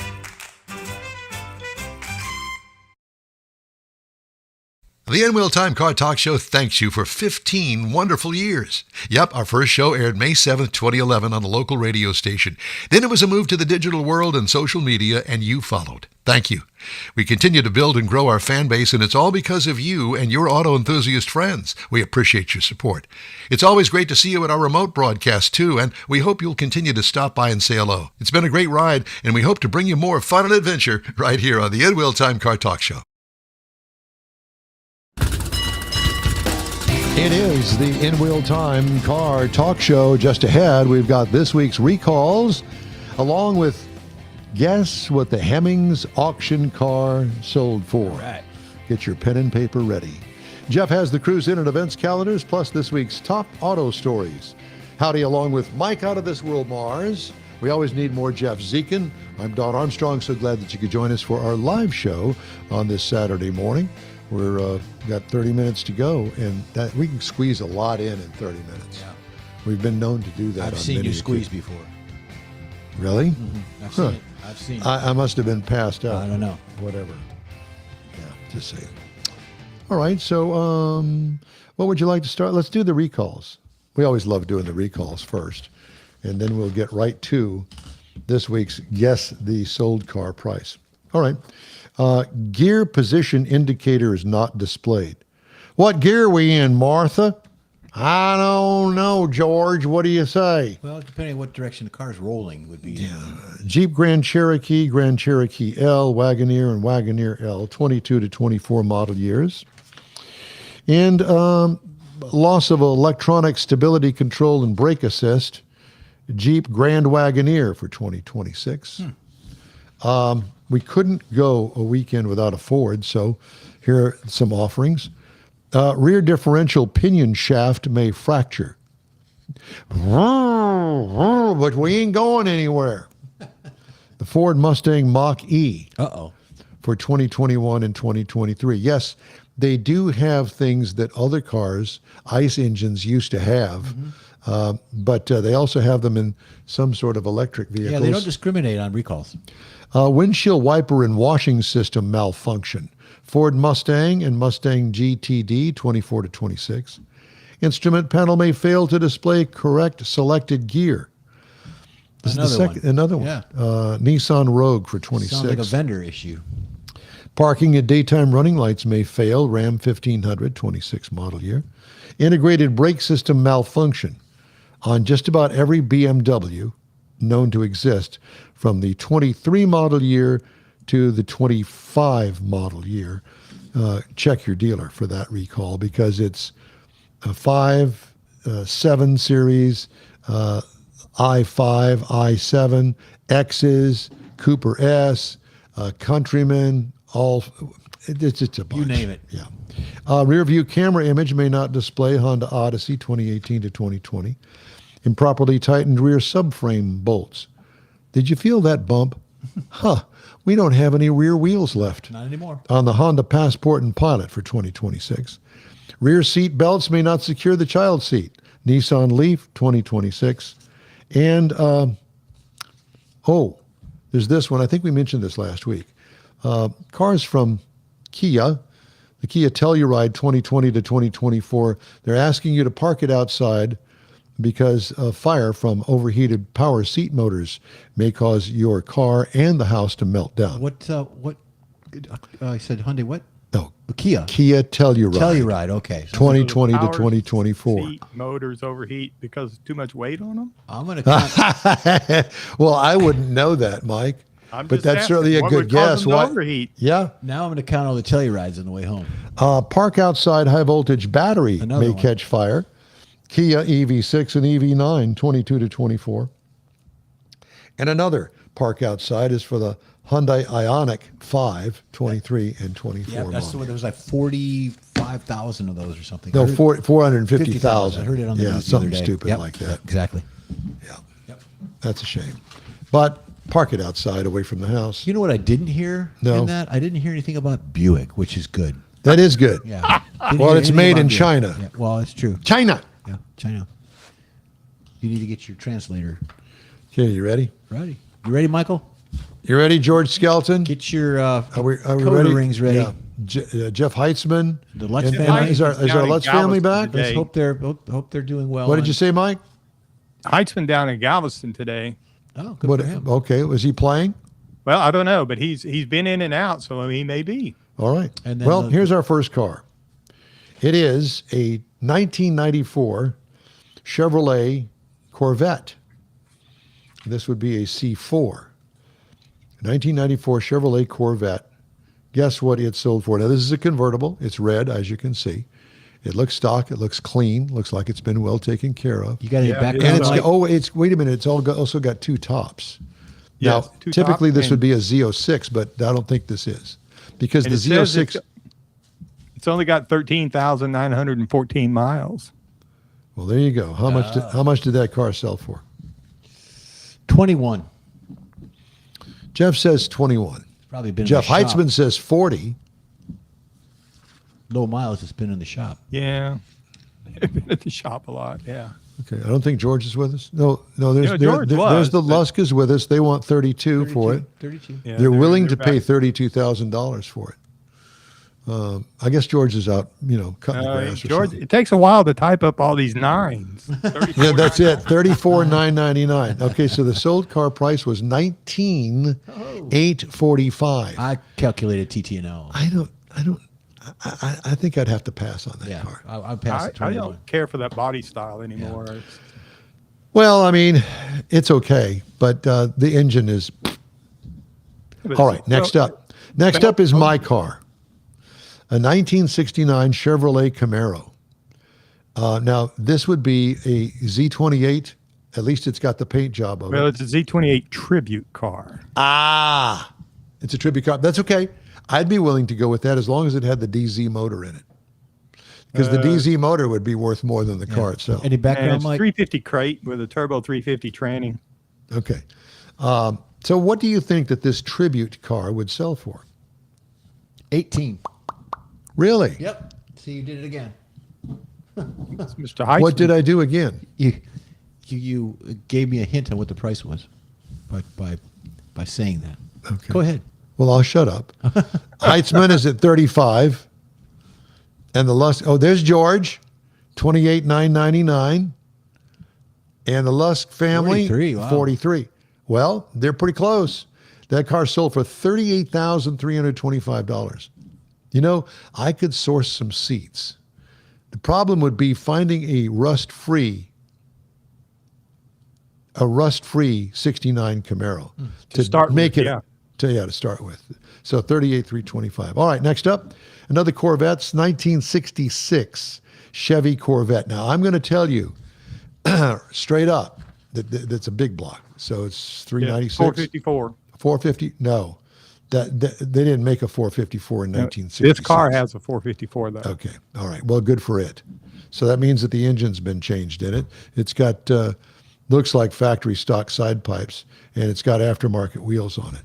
So I just kind of busted the bubble on that one, didn't I? So what do you think that car sold for?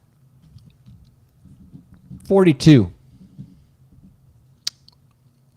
Don's GoFundMe. What? I missed that. Never mind. That's another one. Sorry. That's Okay. Heitzman says 30. Ooh, 75. David and Yeah. Stacy. George. 25. Well, David and Stacy win again because this car sold for $84,000. Wow. I think That's he a watches lot. this stuff pretty close. Yeah. $84,000. Next up, a 1964 Ford Mustang. So this would be the first model year of the Ford Mustang, if this is true. But the price kind of worries me a little bit. Well, what is that price, Don? Well, I'm going to tell you in a minute, but you're going to guess the price. Yeah, it's got a 260 V8 with only 31,356 miles on it. Since it's redo. And it's no radio. This was a radio delete car. Well, that's easy We to can fix. fix that. Well, Yeah. I never heard of that, though, in a 64 and a half. back It's then. documented to be a true 64 and a half, though. Okay, well, good. 15. 15? George is at 13,999. I'm shocked. What did he Don't say? be shocked. 13, I thought, huh? George? No. Isn't that what you said, I Jeff? said 15, yeah. Oh, my bad. So David's at 24,000 and Heitzman's at 25,000. It sold for 31.5, which is kind of surprising to me if this is an original. Yeah, that's And is that a AC hanging underneath the dash? Yes, it's add-on AC. Yeah. Well, back then I it think was they were all all add-on, add-on. Anyway, Yeah. so that was kind of surprising. Okay, next up, I had to throw this in here. When I saw this, it was kind of surprising. A 2000 Aston Martin DB7. nice. Look at So that it's- interior. I know, and it's really a nice looking interior. It's a convertible, and I mean it's a It is a James Bond V12. car, for God's sake. Yeah, nice color too. Yeah, The it's a V12. V12 engine. Yeah. So what would be your guess? I'm gonna let you tell me what the number is, and I'll tell you how close I got to it. Okay. Well, why don't you write it down? Write it down. You're going to write it down. Okay, because I don't want to know. I will tell you that in the notes it said the retail MSRP was 160 for that car. The retail was 160. Okay. Heitzman says 50. David and Stacy say 29.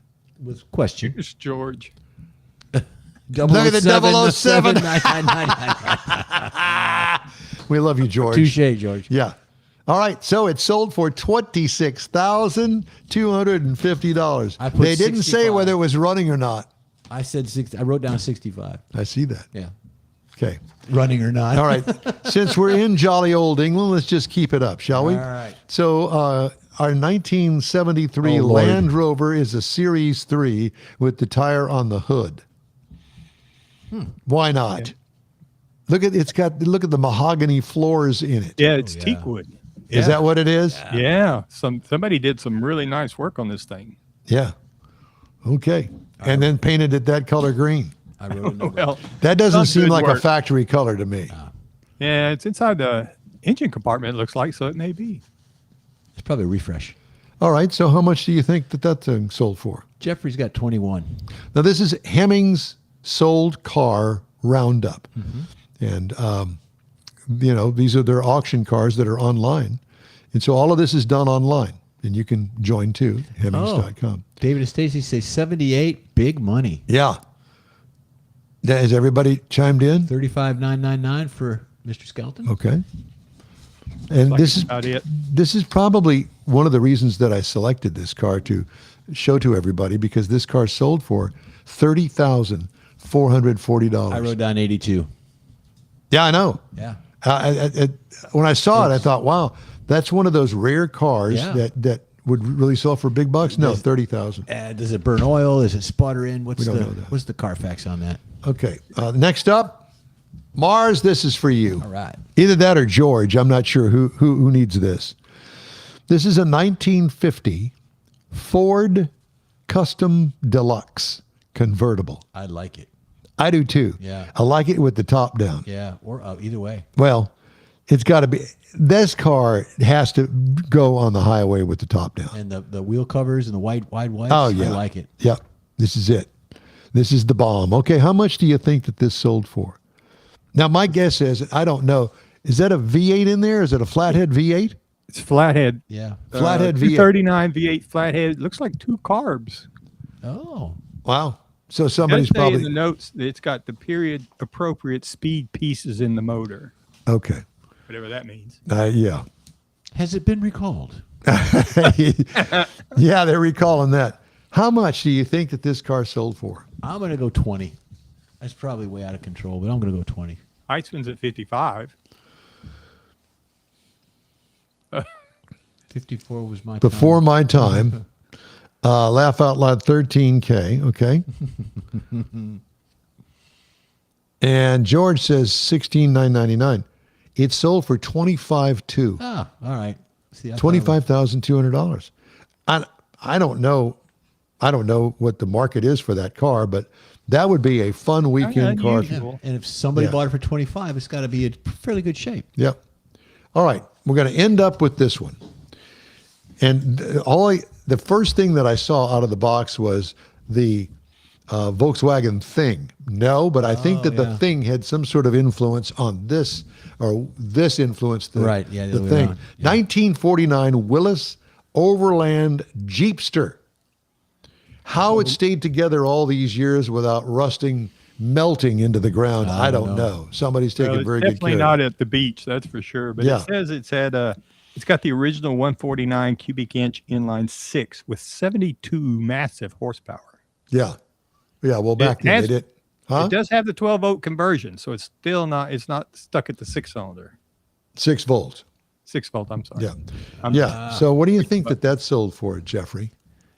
Good luck in trying to find a fender for that thing. Yeah. Well, I'm thinking it's going to be around 18. 18. Oh, David and Stacy, 18. So we're thinking the same. Okay. George says 32. $33,000. I forgot what Jeff said. Heitzman is at 19. Well, it sold for $10,000. Wow. Wow. So if you are into that sort of look, that's a bargain in my mind. That's a clean show car right there. It's way off this week. Yeah.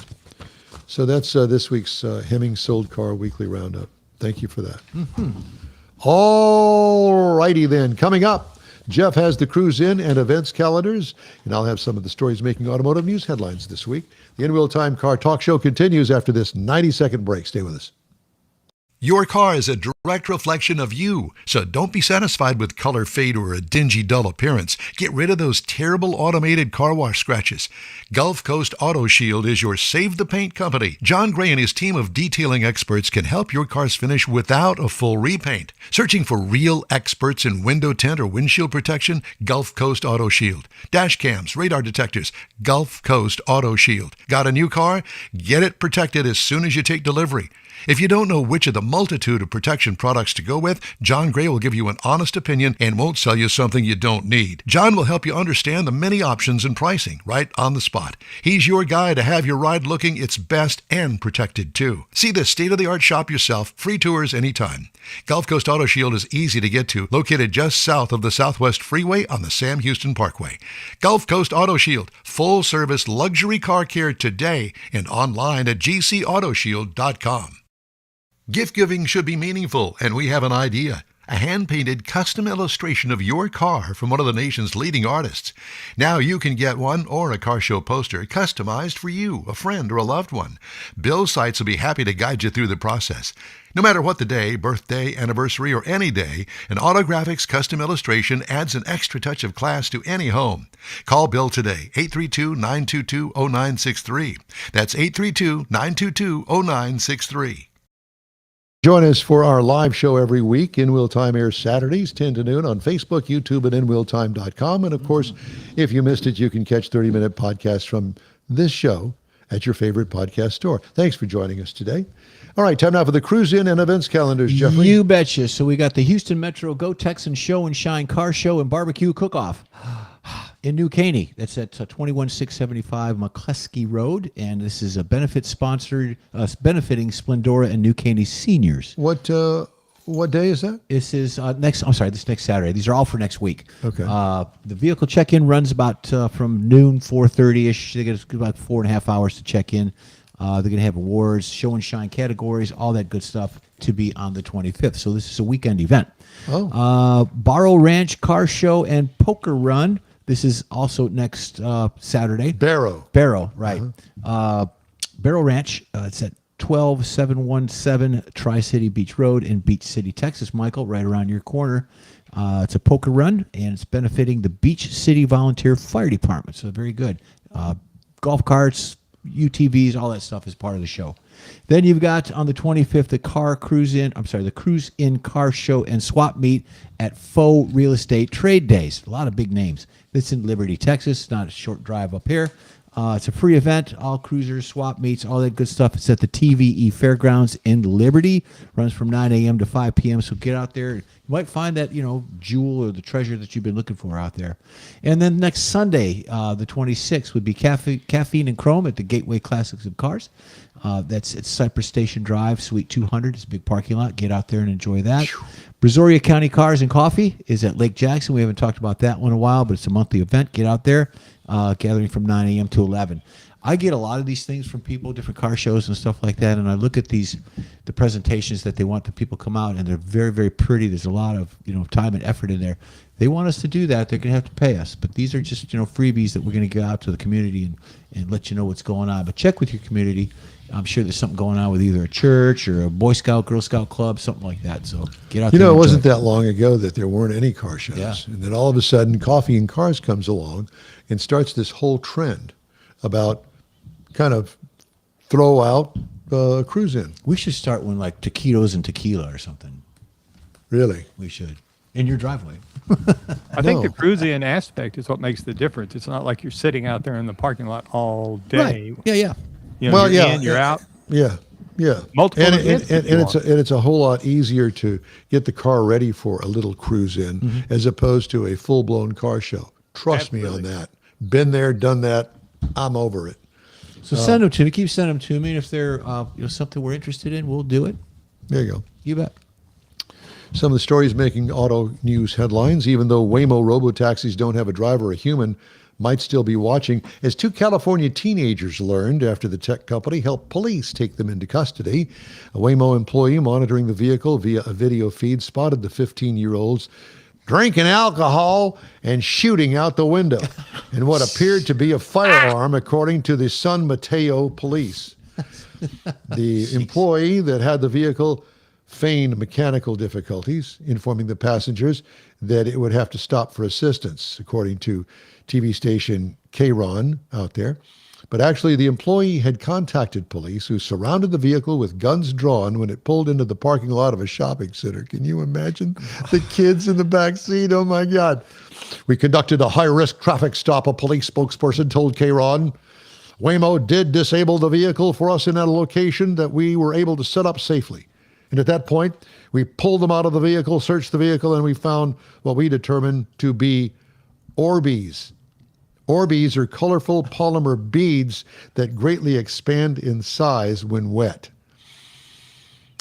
Parents, do you know where your teens are? Waymo does. The police department posted on Facebook afterwards. So why didn't the car just drive them to the police station? I don't know. The teens were released to their parents, according to K-Ron. Police sent the case to the district attorney's office to review the possible charges, including underage drinking and engaging in threatening behavior.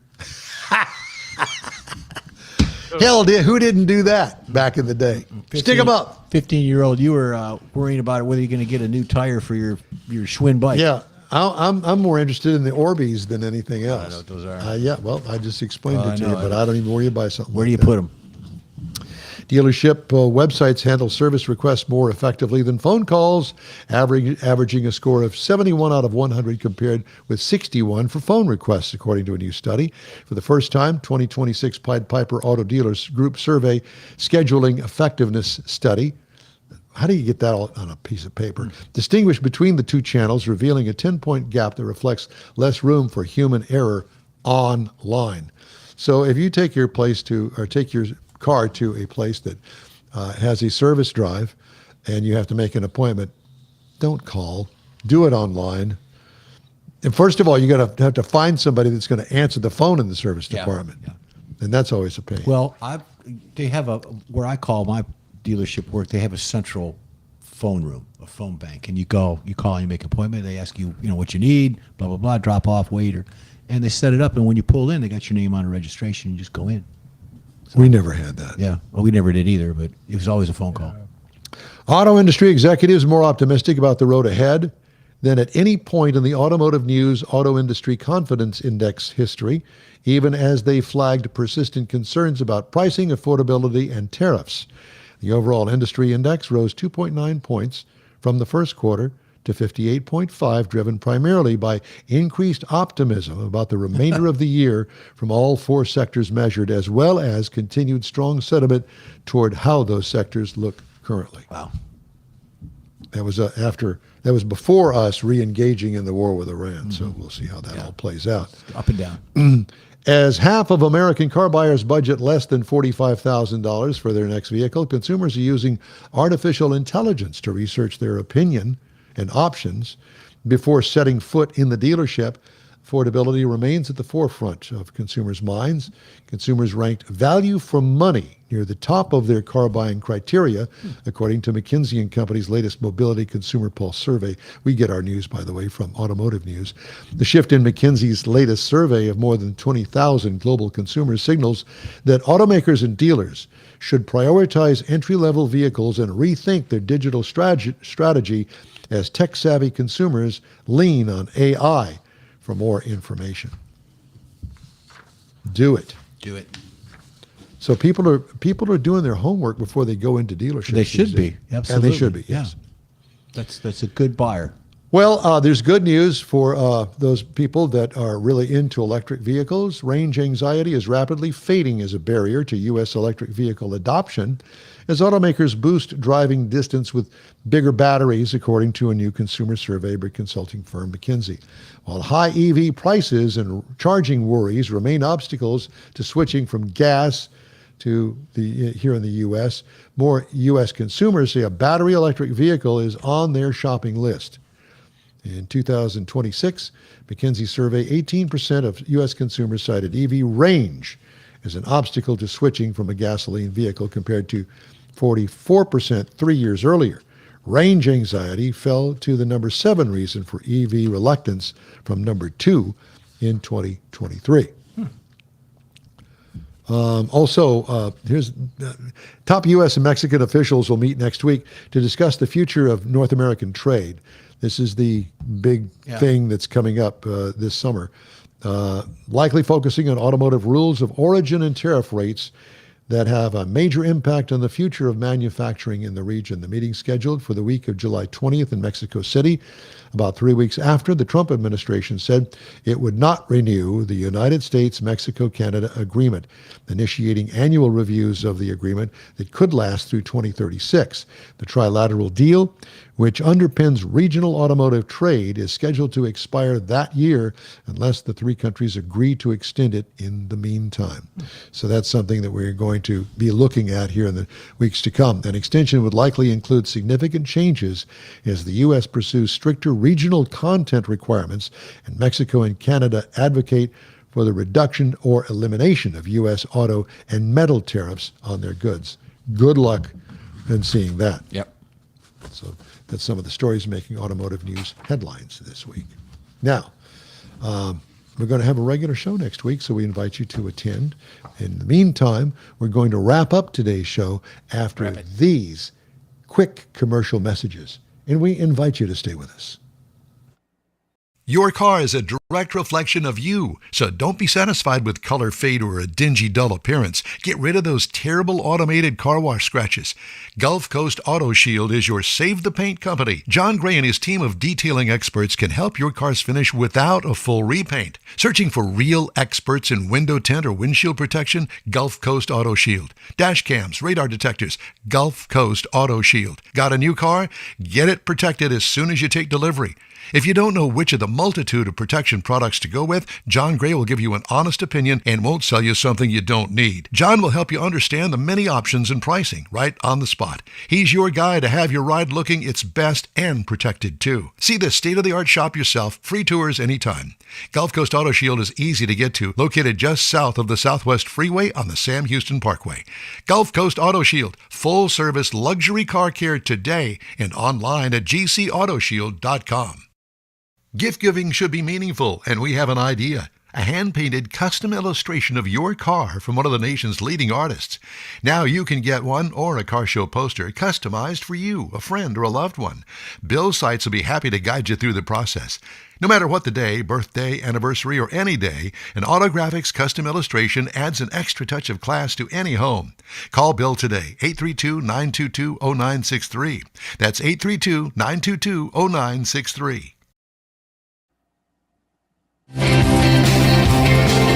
Well, that's it for this week's In Wheel Time Car Talk Show. And we're always looking for new and informative and great automotive things to bring to our global audience. If you have an idea, an event, a road trip, or a tall tale that you'd like us to share, be sure and let us know. Our email address is info@inwheeltime.com. I keep turning down the wrong thing over here because I can't see it. Hey, if you'd like, you can find the In Wheel Time Car Talk Show 24/7 on the In Wheel Time app and website. Grab a podcast from your favorite podcast store. Video stream our live show every Saturday, 10 to noon, on Facebook, YouTube, and InWheelTime.com. The In Wheel Time video coordinator is, we always need more Jeff Dziekan, for booking agent and video editor Mike Out of This World Mars, and chief engineer David Ainsley. I'm Don Armstrong. Thanks to show contributors Jeff Heitzman and George Skelton, and the Lusk family as well. Thank you. Be sure and join us next Saturday from our Dual City studios in Texas, USA. We're on 10 to noon Central Time. Mr. Mars is going to be out next weekend, so it's going to be you and me, brother. Oh, Lord. I know. Help us all. Thanks to all of our guests today. Have a great, safe weekend. I think Stay I might cool. be sick. And we hope you'll join us again on the next In Wheel Time Car Talk Show. See you then.